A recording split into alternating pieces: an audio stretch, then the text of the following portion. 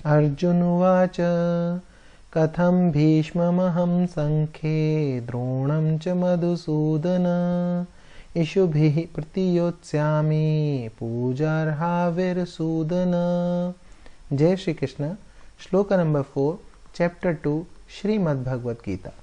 कथम कथम अर्जुन उवाच। अर्जुन उवाच मतलब अर्जुन बोलते हैं। क्या बोलते हैं? कथम किस प्रकार। भीष्म भीष्म पितामह, अहम मतलब मैं, संख्य मतलब रणभूमि में, द्रोणम मतलब द्रोणाचार्य, च मतलब और, मधुसूदना हे मधुसूदना, इशुभि मतलब बाणों से, प्रतियोत्स्यामि, प्रतियोत्स्यामि कहते हैं कि विरुद्ध लड़ना, किसी के विरुद्ध लड़ना, पुजार पुजार कहते हैं, पुजा मतलब पूजनीय, अरिसूदना अरिसूदना मीनिंग हे अरिसूदन, हे मधुसूदन मैं रणभूमि में, संख्य रणभूमि में किस प्रकार, कथम किस प्रकार, बाणों से भीष्म पितामह के विरुद्ध और द्रोणाचार्य के विरुद्ध लड़ूंगा।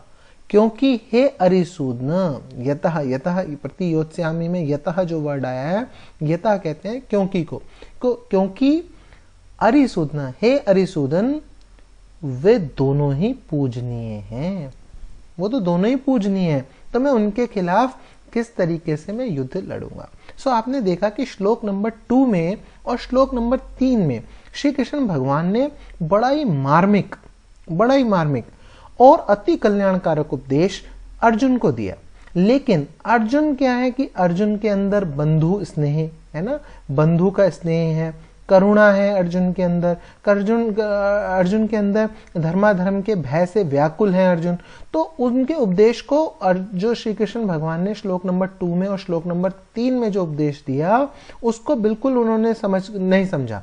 और उसके तुरंत बाद उन्होंने क्या करा कि उनकी जो उन्होंने पूरे चैप्टर 1 के अंदर जो उन्होंने युक्तियां लगाई थी कि मेरा कल्याण भी इसमें मैं नहीं देखता हूं और इसमें कुल का नाश है और इसके अंदर वर्ण शंकर पैदा हो जाएगा, जो भी युक्तियां उन्होंने लगाई थी वो सारी युक्तियां जब उन्होंने फेल होती हुई देखी, क्योंकि श्लोक नंबर 3 में डायरेक्ट श्री कृष्ण भगवान ने आज्ञा दे दी अर्जुन को कि ऐसा करो, जाओ उठो खड़े हो और युद्ध लड़ो, युद्ध करो, है ना, तुम इस कायरता को प्राप्त मत हो।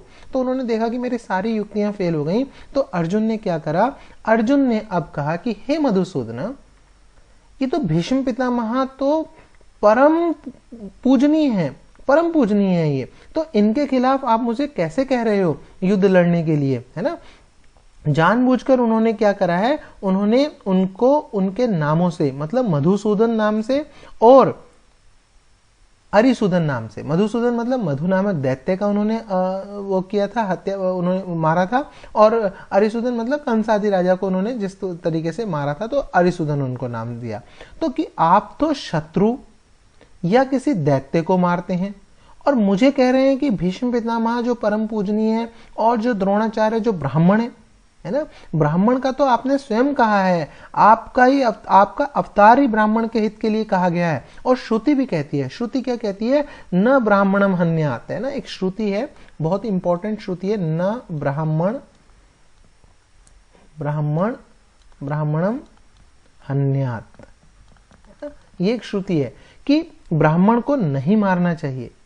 तो अब मैं जो ये परम सम्मानास्पद द्रोणाचार्य ब्राह्मण हैं, इनको युद्ध में मैं कैसे मारूंगा। आप तो असुर शत्रु को मारते हैं और मुझे भागवत, भीष्म पितामह क्या हो गए, भागवत, मुझे भागवत और ब्राह्मण का वध करने को कहते हैं। इस प्रकार आप अपने स्वाभाविक गुणों के विपरीत मुझे युद्ध के लिए कैसे कह रहे हैं, इसलिए मैं युद्ध करना उचित नहीं समझता। अब उन्होंने क्या किया, अर्जुन ने अब दूसरी युक्ति लगाई। अब उन्होंने कि आप तो शत्रु और दैत्यों को मारते हैं, मुझे पूजनीय भागवत और ब्राह्मण को मारने के लिए कह रहे हैं। सो आइए एक बार श्लोक को फिर से चैंट कर लेते हैं। अर्जुन उवाच कथम भीष्ममहं संख्ये द्रोणं च मधुसूदन इषुभिः प्रतियोत्स्यामि पूजार्हाविरसूदन। जय श्री कृष्ण।